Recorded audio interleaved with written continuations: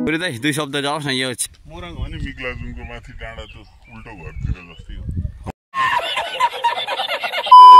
Hello नमस्ते सेवा सेमुना र यति बेला हाम्रो साइकल यात्रामा निक्लेका छौँ। अब हामी हेरौँ यहाँ हेर्नु सक्नुहुनेछ हामी आज 1 2 3 4 5 6 जनाको टोली छौँ। हामी यहाँ हेर्नु सक्नुहुन्छ अगाडि पनि साइकल आज हाम्रो कम्पनी बिदाको दिन हामी साइकलिङ गर्न यसरी निक्लिसकेका छौँ। हाम्रो टोलीहरू हेर्नु सक्नुहुन्छ हामी रुमबाट निक्लिसकेका छौँ। अब हेरौँ कहाँ पुगिन्छ पक्कै पनि तपाईँ त्यहाँको भ्यूहरू म पक्कै पनि देखाउने छु, हेर्दै गर्नु होला भिडियो।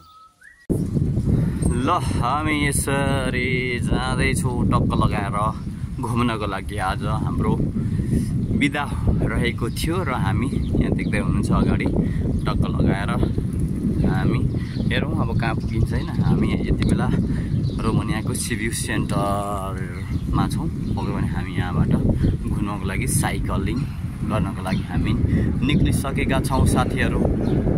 पक्कै पनि रोमानियाको समयको कुरा गर्ने हो भने भर्खरै पानी परेको थियो र अहिले रोकिएको छ, त्यही भएर हामी साइकलिङ गर्नलाई निक्लेका छौँ। हिजोसम्म एकदमै गर्मी थियो र निक्लिने पनि त्यति निक्लिन सक्ने थिएनौँ र आज टक्क पानी परेको हुनाले निक्लिन सक्ने चाहिँ भएका छौँ र हामी जाँदैछौँ। ल हाम्रो टोलीहरू यसरी साइकलमा यसरी हामी गइरहेका छौँ। यति बेला हाम्रो आनन्द पछाडिबाट चट्टा लगाएर ल यसरी हेर्न सक्नुहुन्छ। हाम्रो यात्रा निकै नै लामो रहनेछ पक्कै पनि। ल हाम्रो टोलीहरू साइकलिङ बाटो यसरी हामी साइकलिङ हिँड्ने बाटो रहेको छ, यहाँ हेर्न सक्नुहुन्छ।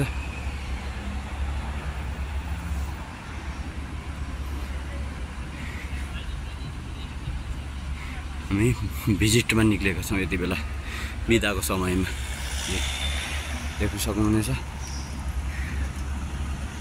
हाम्रो टोलीहरू यसरी हामी निक्लेका छौँ। 6 जनाको टोली हेर्न सक्नुहुनेछ। यसरी हामी साइकलिङ गरिरहेका छौँ बिदाको समयमा। ल हामी म्यागाजिन यहाँदेखि बजारबाट या मार्केट सानो मार्केटबाट हामी निक्लिँदैछौँ यहाँ खानको लागि। विशेष गरेर हामी यहाँ पहिला पुरानो घर यतै थियो, पुरी दाइले पहिलोचोटि यहाँ बाँकी उधारो खाने ठाउँ अरे र हामी यहाँ मार्केटबाट हामी बाहिरिँदैछौँ। अब यहाँबाट हामी फेरि प्रस्थान गर्नेछौँ। यहाँ हेर्न सक्नुहुनेछ हाम्रो पल्सर बाइकहरू।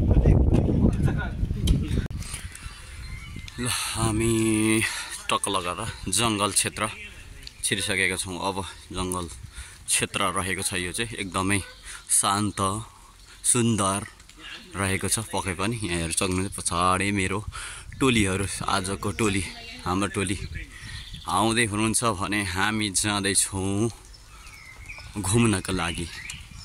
यसरी चाहिँ एकदमै यहाँ चाहिँ ठुलो जङ्गल क्षेत्र रहेको छ र अनि यहाँ यस्तै साइकलिङ गर्नेहरू नै हुने गर्दछ। तर यति बेला किनभने यहाँ आज रोमानियाको चाड रहेको हुनाले पक्कै पनि नहुन सक्छ, भरै हुन सक्छ पक्कै पनि। यो क्षेत्रमा साइकल एकदमै धेरै मात्रामा हो। गर्मी लागेसँगै यहाँको मान्छेहरू साइकलिङ गर्नलाई धेरै निस्कने गर्दछ। यहाँ हेर्न सक्नुहुन्छ हाम्रो पुरी दाइ, आदरणीय पुरी दाइ, तर अलिक पुरी दाइको खतरा गीत बजाउँदै सुन्दै आउँदै हुनुहुन्छ, गण्डकी के जाति गण्डकी भन्दै। र हामी जङ्गल फेरि पनि भन्ने तपाईँहरूलाई जङ्गल क्षेत्र हामी प्रवेश गरेका छौँ। हाम्रो डाक्टर साहब एकदमै उकालो पेलेर निक्लिँदै हुनुहुन्छ यसरी। गियर छैन कि गियर छैन भन्ने कुरो छ, तर गियर चाहिँ छ, अलिक पारा नआएको हो कि। ल हामी टक्क लगाएर हामी जङ्गल क्षेत्र एकदमै छिरिसकेका छौँ। जङ्गलको बाटो पनि खतरा रहेको छ र अलिकति यहाँ आज बिहान पानी परेको हुनाले अलिकति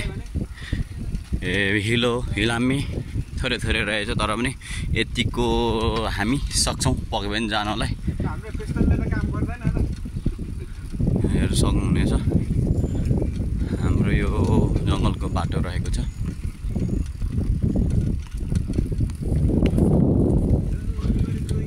गाउँ घरको यादले सताउँछ साकेला घुमेको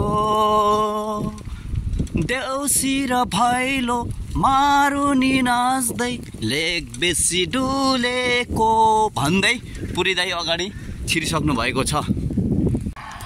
यहाँ पक्कै पनि तपाईँहरूलाई यहाँको गाउँको यो क्षेत्र देखाइरहेको छु।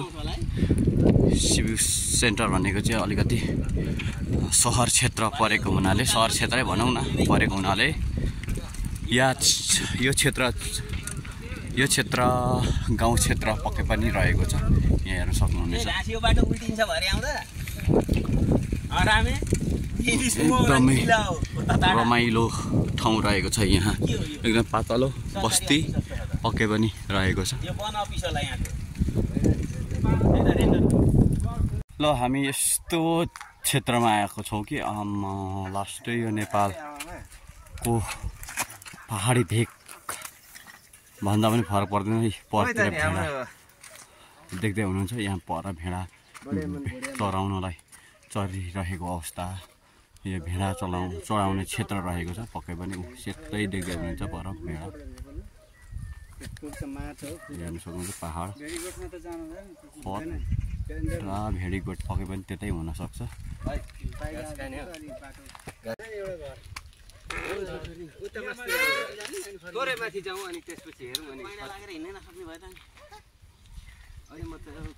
पहाडको छुक्को छुक्को रेल भने छैन यहाँ आइपुगेको छौँ हाइटमा।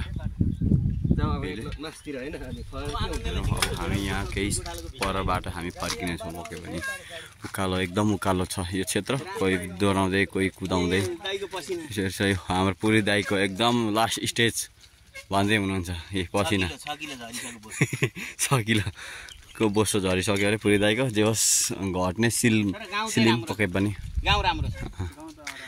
पुरी दाइ 2 शब्द जाओस् न यो क्षेत्रसम्म आइपुग्दासम्म कतिको हुने सबैजना साथीहरू ठाउँको नाम मेरो विचारमा यो मोरङ हो नि मिक्लाजुङको माथि डाँडा त उल्टो घरतिर जस्तै हो। ल ठिक छ, त्यसो भने पुरी दाइ त्यति बोल्ने समय निकाल्नु भएन किनभने निकै थकित मुद्रामा हुनु भएर पक्कै पनि यहाँ देख्दै हुनुहुन्छ यहाँको दृश्य म तपाईँहरूलाई देखाइरहेको छु। यो रोमानियाकै रहेको छ यो चाहिँ दृश्य। तपाईँहरूलाई यसो हेर्दाखेरि नेपाल जस्तो लाग्न सक्छ, तर यो रोमानियाको एक स्टेट रहेको छ। हामी सिबुदेखि निकै नै लगभग 12 किलोमिटर साइकलिङ गरिसकेको छौँ। थकित मुद्रामा हाम्रो पुरी दाइ अगाडि दोहोऱ्याउँदै जाँदै हुनुहुन्छ। ल अब हाम्रो डेस्टिनेसन लगभग यहीँसम्म अन्त्य हामी गर्दैछौँ र हामी यहाँबाट भालुहरू आउने सम्भावना एकदमै हामी यहाँ यति बेला हामी खानलाई यहाँ बसिरहेको छौँ। चिसोहरू रहेको छ, चिसो मकैको फुल र हामी यहाँबाट हामी फर्किनेछौँ। हामी बाई गर्नेछौँ पक्कै पनि। ल अब हामी यहाँबाट लगभग फर्किनेछौँ हाम्रो रुमतर्फ, सिबिउतर्फ। हामी यो ठाउँलाई चाहिँ ठ्याक्कै हामी क्याच गर्न सकिएन कि त्यहाँ हेर्दै हुनु साथीहरूले पक्कै पनि हेर्न सक्नुहुन्छ। हाम्रो डेस्टिनेसन पक्कै पनि फिनिस भएको छ। ल साथीहरू आजसम्मको हाम्रो आजको यात्रा यहीँसम्म रहेछ। ल सबैलाई बाई, शुभ दिन रहोस् तपाईँहरूको।